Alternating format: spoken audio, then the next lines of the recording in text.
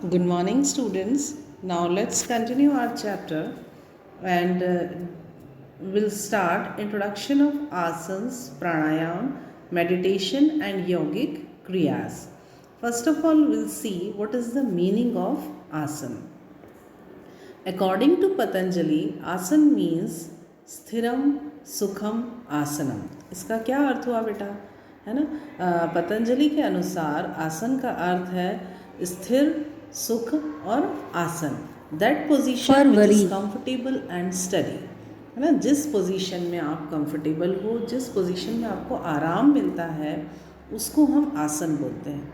एक comfortable position में बैठना और कंफर्टेबल पोस्चर में पूरे टाइम जो आप जितनी देर आसन कर रहे हो उस पूरे ड्यूरेशन में आप एक कंफर्टेबल पोजीशन और पोस्चर में बैठते हो.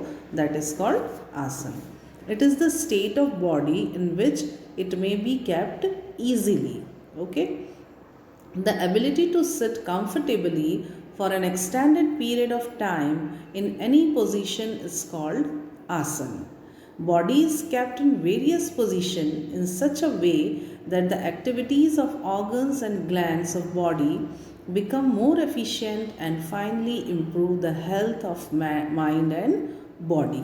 Means आप जिस posture में बैठे हो, जिस position में बैठे हो और बिल्कुल शांति से, सुख से आप उन आसनों को कर रहे हो और उसके बाद आपकी जो बॉडी है और माइंड है ना, उसको जो हेल्दी रिजल्ट्स मिलते हैं, दैट इज़ कॉल्ड आसन. In fact, asan is a means through which physical and mental development, prevention and control of diseases, delaying aging. आसन का क्या मतलब होता है बेटा? फिजिकल डेवलपमेंट, मेंटल डेवलपमेंट, है ना, prevention and control of diseases, delaying ageing. ठीक है, ये सारी चीज़ें किससे होती हैं? योगिक प्रैक्टिसेस से. Now we'll talk about the classification of asanas. Asanas are classified into three groups, that is meditative asana, relaxative asana and cultural asana. ये जो आसन है बेटा, इनको 3 कैटेगरीज में डिवाइड किया गया है. एक होता है मेडिटेटिव आसन, सेकेंड वन इज़ रिलैक्सेटिव आसन and the third one is cultural आसन. अब हम इन तीनों को डिटेल में पढ़ेंगे कि ये क्या होते हैं. ठीक है, yes. Now the first one is meditative आसन. अब मेडिटेटिव आसन में कौन कौन से आसन आते हैं बेटा? पद्मासन, सिद्धासन, स्वस्तिक आसन, है ना, वीर आसन, गौमुख आसन. ये सारे जो आसन होते हैं ये मेडिटेटिव आसन में आते हैं. मेडिटेटिव आसन का मतलब क्या होता है? हमको नाम से समझ में आ रहा है कि द प्रैक्टिस ऑफ दीज आसन should be done before performing meditation. जब हम मेडिटेशन करते हैं उसके पहले इन आसनों को किया जाता है. ठीक है, meditation is done by remaining constant in these asanas. It is more beneficial to perform such asanas in complete peaceful environment. ये वाले जो आसन होते हैं इनको, वैसे तो सारे ही योग आसन जो होते हैं हमको कोशिश करना चाहिए कि हम एक पीसफुल इन्वायरमेंट में करें, पर जो मेडिटेटिव आसन होता है, मेडिटेशन जो होता है, वो आपको मालूम है कि बिल्कुल शांति से और एक पीसफुल प्लेस पे किया जाता है ना. तो जब ये जो पीसफुल इन्वायरमेंट होता है वहाँ उस जगह पर हमको ये मेडिटेटिव आसन करना है. अनदर वन इज़ रिलैक्सेटिव आसन. इसमें क्या कौन कौन से आसन आते हैं बेटा? Shavasana and makarasana. They are the main asanas of relaxative asana and the practice of these asanas remove fatigue and relaxes an individual physically and mentally, and it gets complete relaxation after performing such asanas. इन आसन्स को करने से आपको complete relaxation मिलता है. जैसे कई बार क्या होता है कि हम कुछ काम को करके बहुत थक जाते हैं, है ना, तो ये वाले जो आसन होते हैं इसको कर आपको बहुत रिलैक्स मिलेगा. ठीक, कल्चरल और करेक्टिव आसन.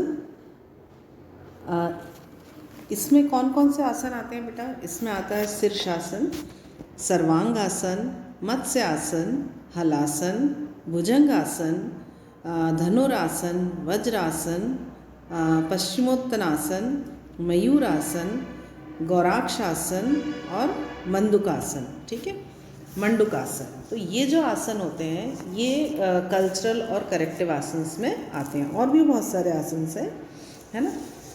तो ये जो these type of asanas regulate and systemize different activities of the body and finally provide energy to the body to perform pranayama, pratyahara and dharana. आपको ये वाले आसन जब हम करते हैं तो उससे हमारी बॉडी जो होती है उसको एनर्जी मिलती है, एक्टिव होती है, मीन्स रेगुलेट होती है और एक्टिव होती है, जिससे हम दूसरे आसन्स कर सकते हैं। हम बात करेंगे प्राणायाम की। प्राणायाम का क्या अर्थ होता है, हम पहले भी पढ़ चुके हैं। It comprises of 2 words, prana plus ayama. Prana means vital energy और life force, and ayama means control, है ना। In this way pranayama means the control और regulation of prana. There are 3 parts of pranayama. प्राणायाम के 3 पार्ट होते हैं बेटा। One is puraka, second one is rechaka and third one is kumbhaka. पुरका मतलब, पुरका मीन्स इनहेलेशन, है ना, जो हम सांस लेते हैं उसको बोलते हैं पुरका। जो हम सांस छोड़ते हैं उसको हम बोलते हैं रेचका, मीन्स एक्सलेशन। और जो कुंभका होता है, कुंभका भी 2 तरह का होता है, एक होता है इंटरनल कुंभका और एक दूसरा होता है external kumbhaka. Internal kumbhaka, to retain the breath after complete inhalation is called internal kumbhaka, and external kumbhaka, to retain the breath after complete exhalation is called external kumbhaka, है ना। Pranayama is also divided into different types. One is bhastrika, plavini, sheetkari, suryabhedi, ujjayi, sheetali, bhramari and murcha. ये 8 तरह के प्राणायाम होते हैं। Yes, अब हम बात करेंगे मेडिटेशन की। मेडिटेशन और ध्यान, है ना। मेडिटेशन और ध्यान क्या होता है?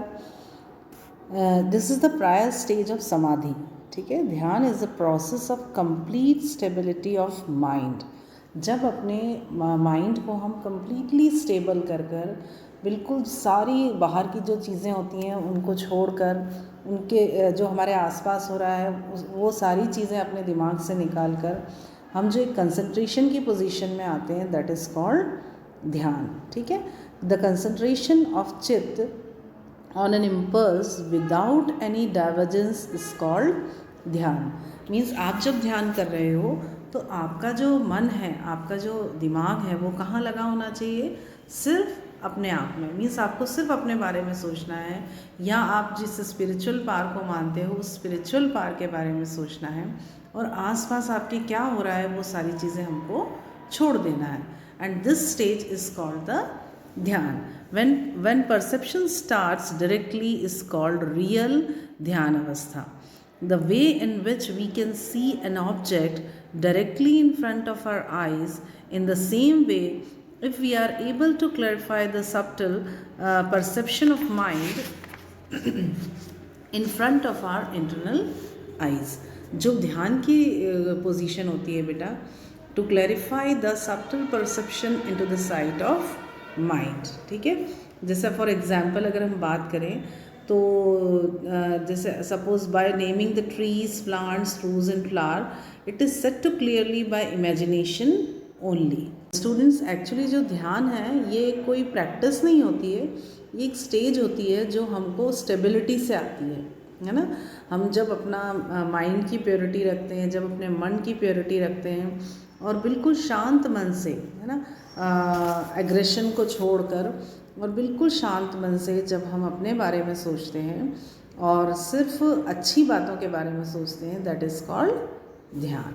Okay,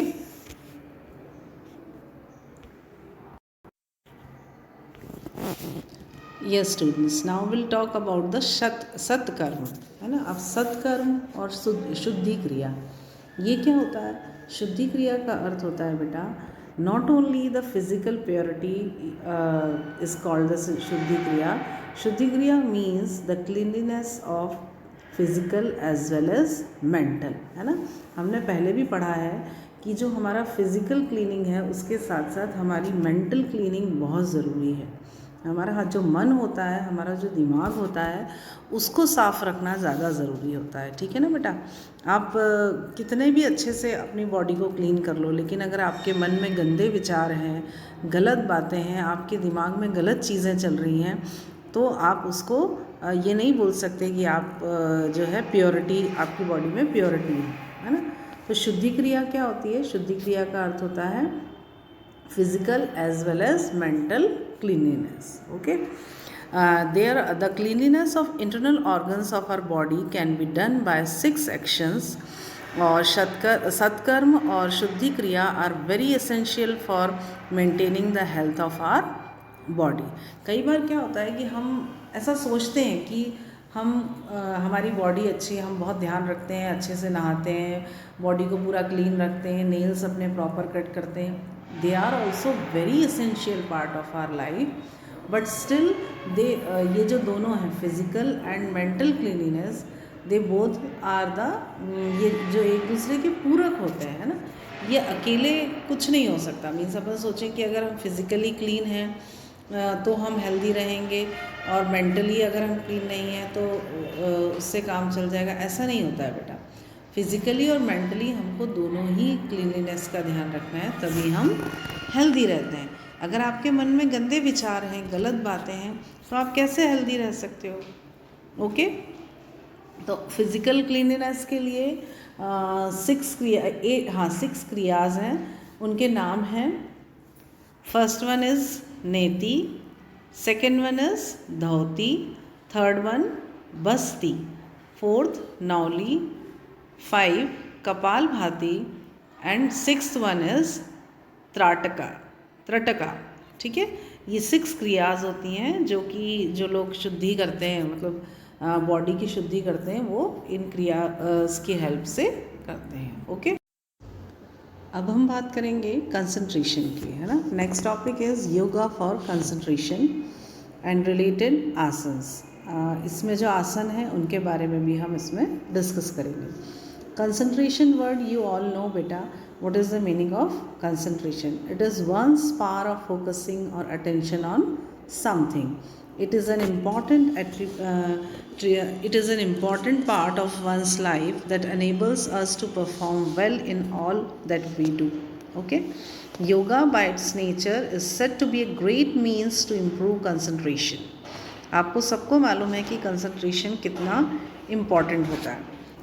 As you all know that it is very important for each and every field, है ना? आप जो भी काम कर रहे हो, आप घर का काम कर रहे हो, पढ़ाई कर रहे हो, कहीं बाहर कोई काम कर रहे हो, जॉब में हो, है ना? जो भी काम कर रहे हो बेटा, उसके लिए कंसंट्रेशन इज़ मस्ट, है ना? विदाउट कंसंट्रेशन आपके वर्क में परफेक्शन नहीं आएगा। तो कंसंट्रेशन को डेवलप करने के लिए भी yoga is a good way, है ना? उस योगा कर आप अपना कंसंट्रेशन डेवलप कर सकते हो। It contributes good mental energy and bring a balance of body and the mind. ये स्टूडेंट्स, अभी हम बात कर रहे थे कि कंसंट्रेशन के लिए योगा हेल्पफुल है ना? तो योगा के ऐसे कौन से आसन होते हैं जो कंसंट्रेशन में हमको हेल्प करते हैं? ठीक है, फर्स्ट आसन है sukhasana. Sukhasana is the combination of 2 words, sukh plus asana. Sukh means pleasure और happiness, and asana means posture.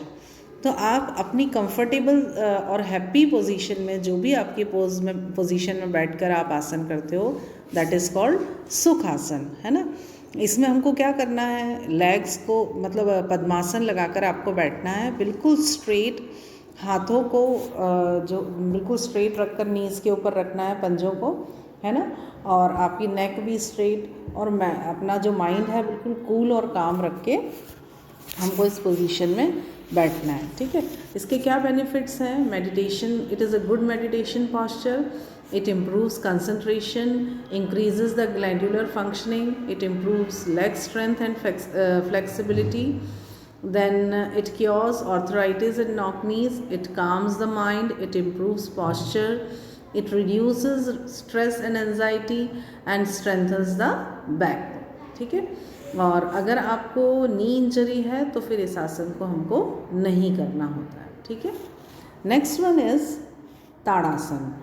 ताड़ासन जो होता है बेटा, ये हाइट की ग्रोथ के लिए भी बहुत इम्पॉर्टेंट होता है। इसमें हमको क्या करना है, स्ट्रेट खड़े होना है और आप जैसा कि देख रहे हो हाथों को ऊपर की ओर ले जाकर ऐसे स्ट्रेच करना है, ठीक है। और इसको 10 to 15 टाइम्स हमको रिपीट करना है। इसके क्या बेनिफिट्स हैं फिज़िकल और मेंटल बैलेंस के लिए? It reduces obesity, it cures constipation, it cures digestive problems, it improves body posture, है ना, ये सारे बेनिफिट्स इसके हैं। It is an excellent asana for those who wants to enhance their height and it is beneficial in treating hypertension also and it improves the concentration of mind. और low blood pressure वाले जो होते हैं उनको ये आसन नहीं करना होता है। एंड द थर्ड आसन which is good for concentration is padmasana. Padmasan is a lotus pose yoga. Padma means lotus and asan means posture. It means sitting in a position without any movement. ठीक है, इसमें पैरों को आप देखो किस तरह से रखा हुआ है एंड इसके बहुत सारे बेनिफिट्स हैं. It increases the focus of mind and concentration, it calms the brain, it helps to relax the body, it helps to stimulate the abdomen and spine. This asana is the base for all asanas and it strengthens hip and knees. आपने देखा होगा मैंने बहुत सारे आसन के बारे में जब आपको बताया तो आपको मैंने बोला कि बेटा पहले पद्मासन लगाना है, फिर उसके जो दूसरे पोस्चर्स हैं वो बताया मैंने आपको, है ना. It helps in reducing abdominal fat also. Okay, और अगर किसी को नी इंजरी है तो इस आसन को नहीं करना है एंड द आसन should not be practised until you have a good flexibility of your knees.